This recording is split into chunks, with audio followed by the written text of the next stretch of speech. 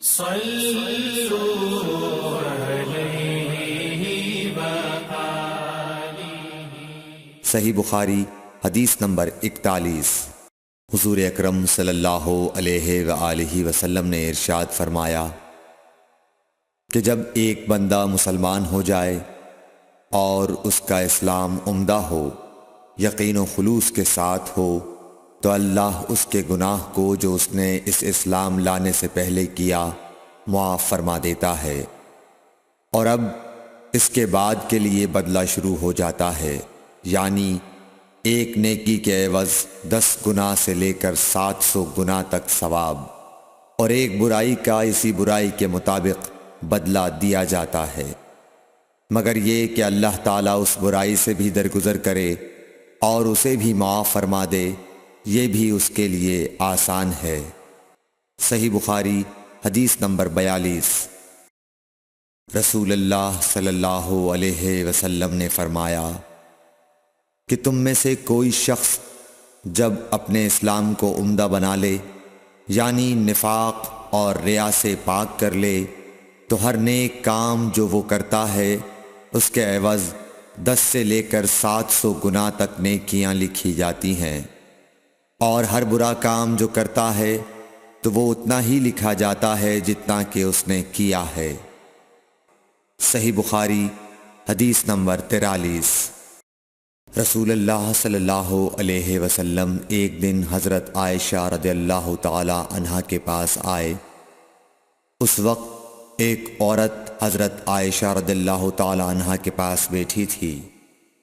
آپ صلی اللہ علیہ وسلم نے دریافت کیا، یہ کون ہے؟ عرض کیا، فلاں عورت، اور اس کی نماز کے اشتیاق اور پابندی کا ذکر کیا۔ آپ صلی اللہ علیہ وسلم نے فرمایا، ٹھہر جاؤ، سن لو کہ تم پر اتنا ہی عمل واجب ہے جتنے عمل کی تمہارے اندر طاقت ہے۔ اللہ کی قسم، ثواب دینے سے اللہ نہیں اکتاتا، مگر تم عمل کرتے کرتے اکتا جاؤ گے، اور اللہ کو دین کا وہی عمل زیادہ پسند ہے جس کی ہمیشہ پابندی کی جا سکے، اور انسان بغیر اکتائے اسے انجام دے۔ صحیح بخاری حدیث نمبر 44۔ رسول اللہ صلی اللہ علیہ وسلم نے فرمایا، جس شخص نے لا الہ الا اللہ کہہ لیا اور اس کے دل میں جو برابر بھی ایمان ہے، تو وہ ایک نہ ایک دن دوزخ سے ضرور نکلے گا، اور دوزخ سے وہ شخص بھی ضرور نکلے گا جس نے کلمہ پڑھا اور اس کے دل میں گیہوں کے دانے برابر خیر ہے، اور دوزخ سے وہ بھی نکلے گا جس نے کلمہ پڑھا اور اس کے دل میں ایک ذرہ برابر بھی خیر ہے۔ صحیح بخاری حدیث نمبر 45۔ ایک یہودی نے حضرت عمر بن خطاب رضی اللہ تعالیٰ عنہ سے کہا کہ اے امیر المومنین، تمہاری کتاب قرآن میں ایک آیت ہے جسے تم پڑھتے ہو، اگر وہ ہم یہودیوں پر نازل ہوتی تو ہم اس کے نزول کے دن کو یوم عید بنا لیتے۔ آپ نے پوچھا، وہ کون سی آیت ہے؟ اس نے جواب دیا، سورہ مائدہ کی یہ آیت کہ آج میں نے تمہارے دین کو مکمل کر دیا اور اپنی نعمت تم پر تمام کر دی اور تمہارے لیے دین اسلام پسند کیا۔ حضرت عمر رضی اللہ تعالی عنہ نے فرمایا کہ ہم اس دن اور اس مقام کو خوب جانتے ہیں۔ جب یہ آیت رسول اللہ صلی اللہ علیہ وسلم پر نازل ہوئی، اس وقت آپ صلی اللہ علیہ وسلم عرفات میں جمعے کے دن کھڑے ہوئے تھے۔ صحیح بخاری حدیث نمبر 46۔ طلحہ بن عبید اللہ کہتے تھے کہ نجد والوں میں سے ایک شخص حضرت صلی اللہ علیہ وسلم کے پاس آیا، سر پریشان یعنی بال بکھرے ہوئے تھے۔ ہم اس کی آواز کی بن بناہٹ سنتے تھے اور ہم سمجھ نہیں پا رہے تھے کہ وہ کیا کہہ رہا ہے، یہاں تک کہ وہ نزدیک آن پہنچا جب معلوم ہوا کہ وہ اسلام کے بارے میں پوچھ رہا ہے۔ حضرت صلی اللہ علیہ وسلم نے فرمایا کہ اسلام دن رات میں 5 نمازیں پڑھنا ہے۔ اس نے کہا، بس اس کے سوا تو اور کوئی نماز مجھ پر نہیں۔ آپ نے فرمایا، نہیں، مگر تو نفل پڑھے تو اور بات ہے۔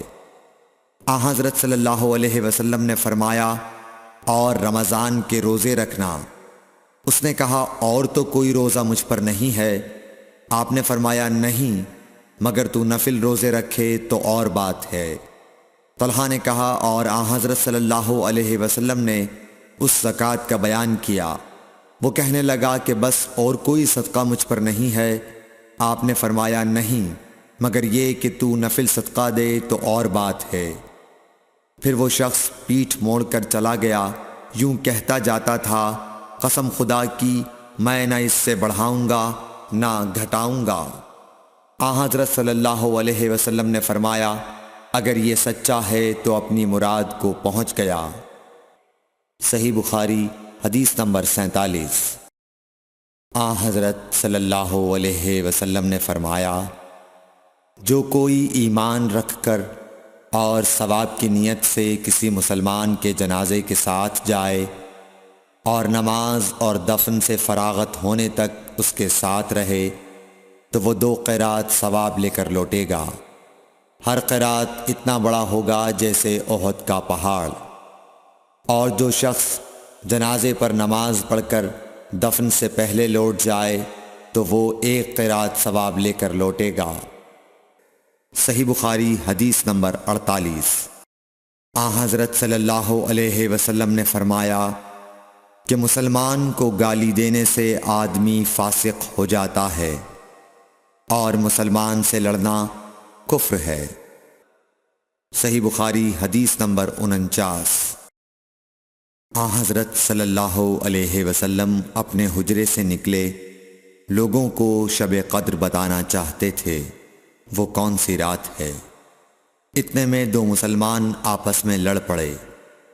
آپ صلی اللہ علیہ وسلم نے فرمایا میں تو اس لیے باہر نکلا تھا کہ تم کو شب قدر بتلاؤں، اور فلاں فلاں آدمی لڑ پڑے تو وہ میرے دل سے اٹھا لی گئی، اور شاید اسی میں کچھ تمہاری بہتری ہو، تو اب ایسا کرو کہ شب قدر کو رمضان کی 27ویں، 29ویں اور 25ویں رات میں ڈھونڈا کرو۔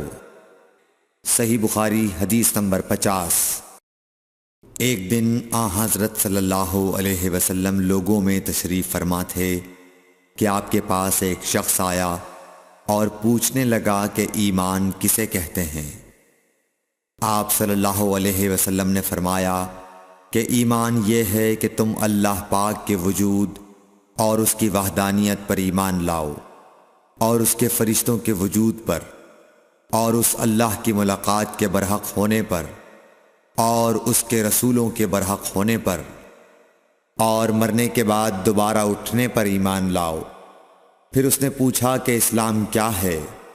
آپ صلی اللہ علیہ وسلم نے پھر جواب دیا کہ اسلام یہ ہے کہ تم خالص اللہ کی عبادت کرو اور اس کے ساتھ کسی کو شریک نہ بناؤ، اور نماز قائم کرو، اور زکوٰۃ فرض ادا کرو، اور رمضان کے روزے رکھو۔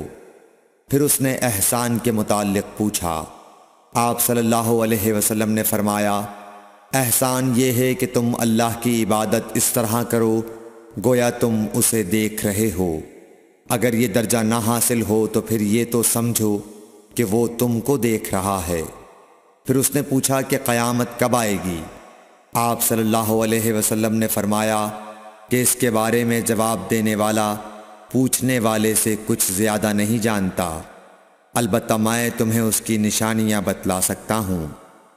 وہ یہ ہیں کہ جب لونڈی اپنے آقا کو جنے گی، اور جب سیاہ اونٹوں کے چرانے والے دیہاتی لوگ ترقی کرتے کرتے مکانات کی تعمیر میں ایک دوسرے سے بازی لے جانے کی کوشش کریں گے، یاد رکھو قیامت کا علم ان 5 چیزوں میں ہے جن کو اللہ کے سوا کوئی نہیں جانتا۔ پھر آپ صلی اللہ علیہ وسلم نے یہ آیت پڑھی کہ اللہ ہی کو قیامت کا علم ہے کہ وہ کب ہوگی۔ پھر وہ پوچھنے والا پیٹھ پھیر کر جانے لگا۔ آپ نے فرمایا کہ اسے واپس بلا کر لاؤ۔ لوگ دوڑ پڑے مگر وہ کہیں نظر نہیں آیا۔ آپ صلی اللہ علیہ وسلم نے فرمایا کہ یہ جبرائیل علیہ السلام تھے جو لوگوں کو ان کا دین سکھانے آئے تھے۔ Thanks for watching. Don't forget to like, comment, share and subscribe to